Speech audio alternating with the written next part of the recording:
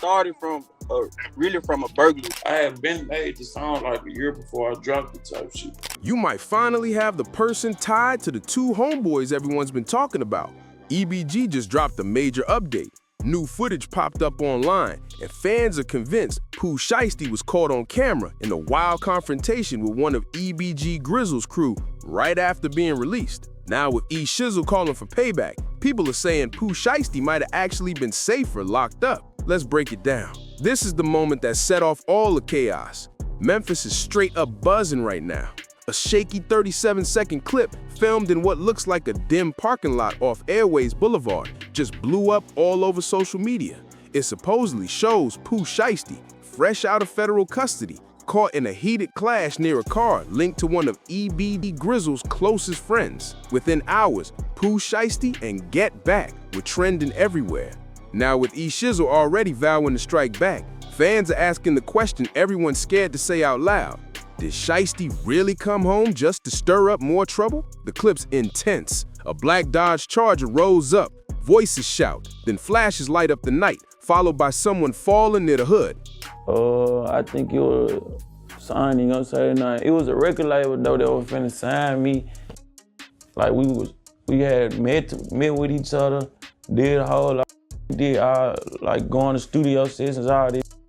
Then they hit my little brother, which my manager, they hit him up like they ain't want to lose their relationship with other artists, so they ain't want to f with me type shit. If this turns out to be real, that would mean Shiesty's first move after getting out was going after one of EBG's main soldiers, a move that could send Memphis into total chaos again. And here's where things get even crazier. Local insiders and pages like Rap Alert claim the location in that viral video matches a known Memphis hotspot. That same spot in the video?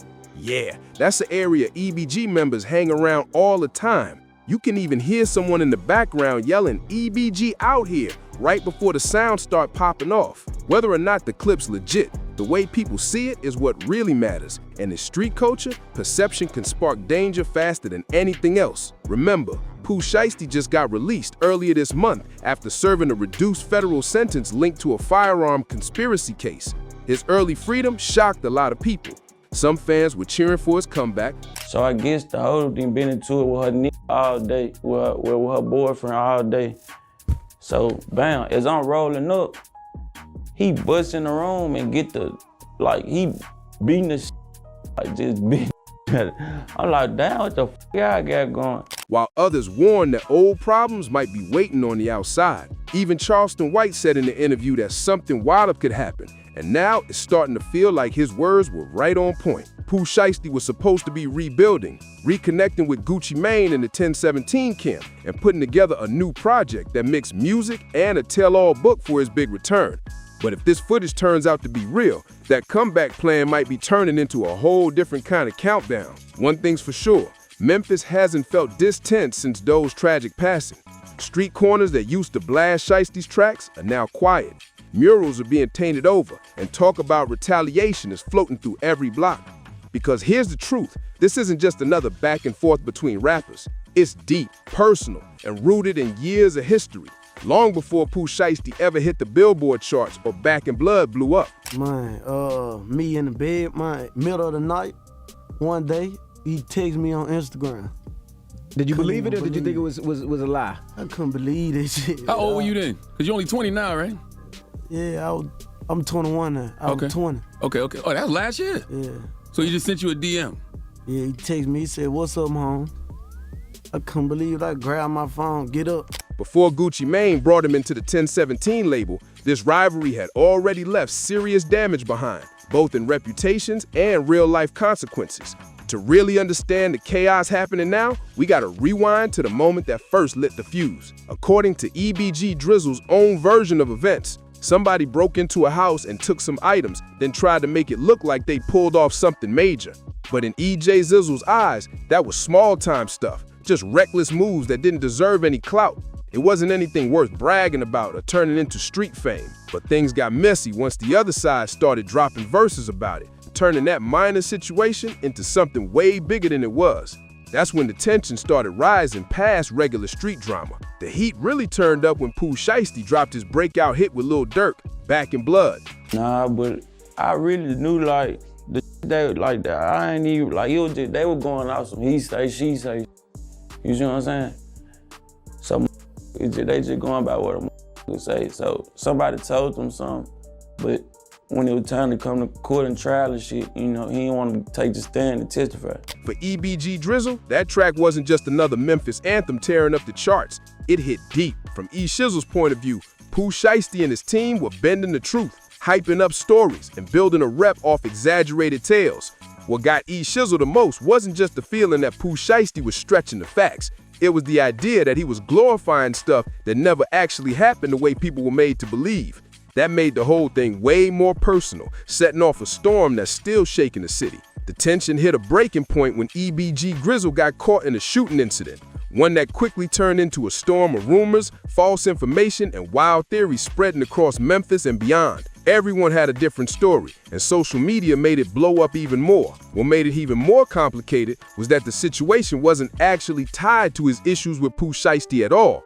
Like, it's like, I never did, but like, where we come from, like, this to the grave, like, hell no, we don't forgive or forget. It came from personal drama happening around someone else. But of course, that didn't stop people from connecting it back to the long-standing rivalry and spinning their own versions of what went down. According to reports, Ejizzle was just in the wrong place at the wrong time. He didn't want to be part of the argument, so he tried to dip out. And that's when chaos broke loose. Things only got worse when false stories started spreading online about how bad his injuries were. Suddenly, random people were jumping online claiming credit for something they didn't even do, making the situation sound way worse just to boost their own image. Then came the most shocking twist. According to Grizzle himself, he believes Pooh Shiesty played a part in spreading the false rumor that he was paralyzed, even though Shiesty had absolutely nothing to do with the real incident. That rumor alone added a whole new layer of tension to an already explosive situation. The tension hit another level when both sides started feeling real-life consequences that went way beyond social media posts and diss tracks. Yeah, we ran these after my little brother, EBG, he died in 2015. It was a car accident he was hit when he was driving the moped and shit. Nigga ain't try to do it. It was an accident. So we put the gang on him type shit. We started EBG gang when he died, and we just been pushing it since. For EBG Dizzle, the back and forth with someone as big as Pooh Shiesty began to mess with his career moves in ways he never saw coming. He even admitted, "I don't mess with that," showing just how real things had gotten. The truth is, being in conflict with a 1017 Records artist, someone signed under Atlantic and backed by Gucci Mane, came with heavy industry pressure. Some deals and collaborations straight up fell through because of the tension, and the label made their stance clear: it wasn't in Ejizzle's favor. So I just wasn't thinking too hard on it. Only thing that made me mad is like, when I wasn't even on the internet when I got shot, like, but soon I logged on everybody, like, go check Instagram. I see motherfuckers all on the ground, capping like out of me, like just really just clout chasing type shit. So that was just made me realize that a lot of these being this for attention or for the image. Through all of this, you could tell the drama went way deeper than just lyrics and pride. For Grizzle, this wasn't about chasing clout or stacking money. It was about respect, honesty, and sticking to the code he lived by. He saw the situation as something that couldn't be fixed with just an apology or a quick sit down. It ran too deep for that. In the world they came from, disrespect isn't taken lightly. And once certain lines get crossed, it's nearly impossible to go back. That kind of tension doesn't just fade, it lingers, shaping everything that comes next. And Pooh Shiesty was arrested for shooting at King of Diamonds. Now he has been accused of shooting a security guard there. We don't know what happened, but they said a crowd jumped in trying to grab some loose cash because somebody knocked money out of his back pocket, and that's when reportedly they are saying that he brandished a gun as he was being escorted out by the security guard. And as the smoke from that messy burglary died down, the fallout turned into something way bigger than just rap drama. Suddenly, real legal trouble, betrayals, and chaos started taking over, pulling in a new generation of Memphis artists who were just trying to make it in a city where success and survival often clash. To really grasp how deep this feud runs and why it carries so much weight, you gotta look at the backgrounds, the cases, the time served. and the reputations that both EBG Dizzle and P built through what they've lived, not just what they've rapped about. This is where the line between image and real life starts to blur, and where the consequences become serious. EB Grizzle's involvement in the streets started early, way earlier than most people think. His first major run-in with the law came when he was barely a teenager. Broke in the house and stole some, and really try to put it like they extorted something, but they really did some junk. You know how they go.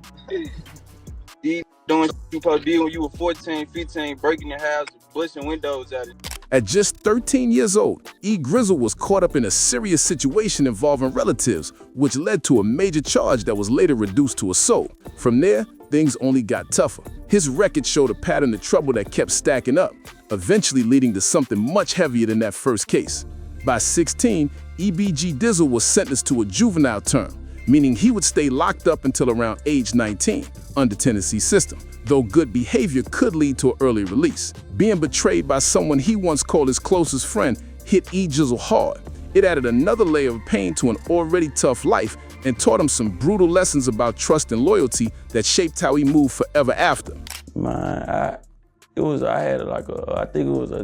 was an attempted murder, but they dropped it to assault. I had ended up getting one and two of one of my family members. Matter of fact, I got a two of one of my family members, and then it just went the wrong way, and I ended up catching a little attempted murder charge. I ain't just gonna speak on it because I fuck with my uncle now. Once he finished his time and got out, Ejizzle run into another major legal hurdle that could have changed everything for him.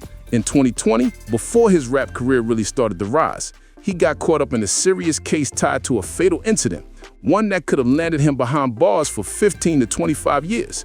The deal prosecutors first offered would have taken away his prime years completely. The details around that case and how he managed to come out free show just how complicated street life and the Memphis justice system can be.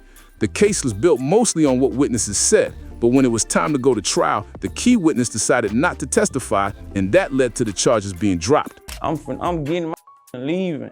So as I'm getting my leaving, I guess he took that in his head that I'm finna kill him or pop him or shoot him about his female. So bam, as I'm walking to get my off the bed, he take off running out the room. When he take off running out the room, he shoot all through the walls and Now, shifting focus to Pooh Shiesty. His legal situation reached a whole new level when he got involved in a serious altercation at a well-known Miami nightclub called King of Diamonds. That case pulled national attention and marked a major turning point in his career, showing how quickly fame and street life can collide in dangerous ways. The Miami nightclub situation reportedly left the security guard injured, though some witnesses claim they saw Pooh hand the weapon to someone else who quickly left the scene. The King of Diamonds case ended up just being the start of Pooh's larger legal battles. Even though physical evidence in that specific incident was limited, it became part of a bigger pattern that later caught up with him in a serious way. Like when he passed and stuff like that, like that's when you picked up the rap, or you know what I'm saying, it kind of took some time for it. No, I wouldn't say, I had been you know how we just fucking around, writing raps and shit. But nah, they didn't just make me take it serious. I only started taking rap serious a year ago, I'd say. The federal case against Pooh Shiesty reached a level that threatened to shut down his entire career and possibly his freedom for a long time. He eventually agreed to a plea deal that called for just over 8 years behind bars, though the judge had the power to extend it up to 20. The charge he accepted was related to a firearms conspiracy tied to organized crime activity, a serious federal case with strict minimum sentences. By taking the plea, he avoided the chance of spending the rest of his life locked up, but the cost was still huge, nearly a decade away from his music, his fans, and his rise to the top. It was a turning point that showed how fast success in a rap game can flip. The sound, yeah, you can tell I took it as a diss, but the reason what made me respond is because it was just false as hell. It just was a whole bunch of make-believe and exaggerated situation. So that just made me respond. When street situations and fame collide. But for both of these artists, the story goes deeper than just court cases or violent rumors. Behind all the headlines were real ambitions, dreams of putting Memphis on the global stage, of going from the struggle to the spotlight. The music legacies of Pooh and EBG Dizzle tell a whole different story. I just like two of my homeboys forever be get back gang. One that's just as powerful as the controversy surrounding them. Understanding how these two built their careers, The walls they had to climb over and the respect they earned helps explain why their rivalry hit so deep, not just in Memphis, but across the rap world. Their impact continues to echo, even with one artist behind bars and the other fighting through industry blackballing. Pooh's rise to fame came from a mix of pure grind and finally catching the attention of one of rap's biggest names. And plus the nigga, my best friend at the time, he ended up snitching on me. Yeah, he ended up telling this. Okay, so your best friend snitches on you during this case, and then it leads to you getting juvenile life? Yeah. Born Trail Donald Williams Jr. on November 8, 1999 in Memphis, Tennessee.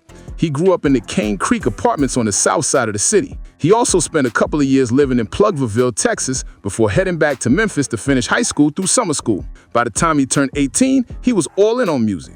Working solo, he started creating and uploading his own videos to YouTube, racking up millions of views before any label even stepped in. That independent hustle set the stage for what came next, proving he didn't need a big label to make noise. I knew the song before I ended on my story and shit, and everybody used to be just like going crazy about the song, like send me this song hard. But I ain't never think it'll be at like where is it now, 8 million views and shit. Even his stage name has roots in both his personal life and his street image. The Pooh part actually came from when he was still pregnant. She used to call him Mr. Pooh, and the nickname stuck. From family members to neighbors, everyone knew him by that name long before the fame ever hit. Yeah, he ain't had to do with nothing. You know what I'm saying? He got a lot of, he ain't had nothing to do with nothing.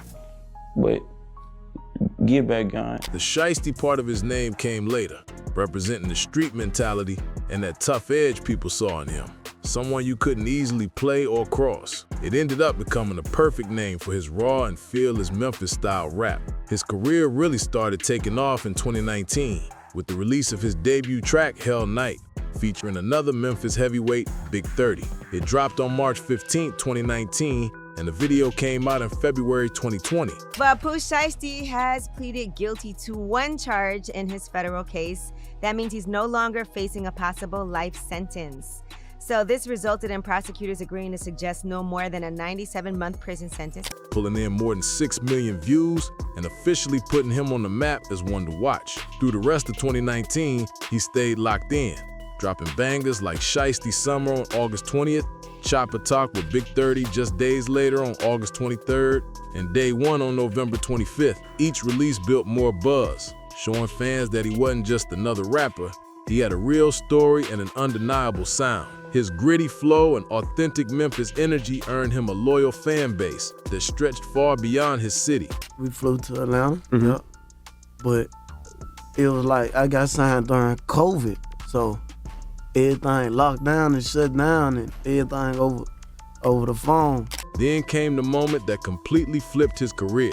Gucci Mane himself, one of the biggest icons in trap music, slid into his Instagram DMs after hearing this track, Mane Slime. A 6-hour FaceTime call in the middle of the night between two artists who barely even knew each other showed just how real the chemistry was between Gucci Mane and Pooh. It wasn't just business. Gucci genuinely saw something special in him. Right. I believe Pooh Shiesty posted something like, damn, that he dissed and now he can't even walk. Yeah. You know, something like that. And was ready to put time and energy into helping him grow.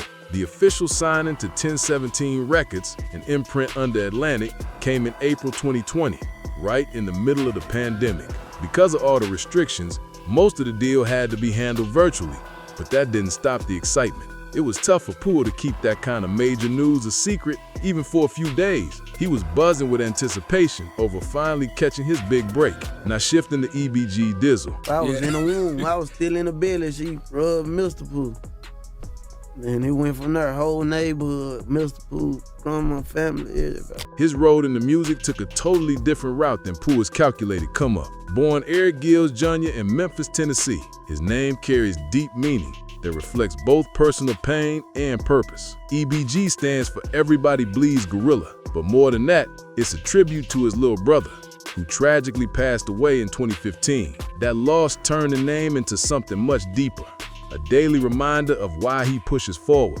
He DM'd me on the ground one day, just like down with you. He wanted me to come out there and get up with him. So we went, me and my now, all my whole gang went out to LA, got up with him and shit.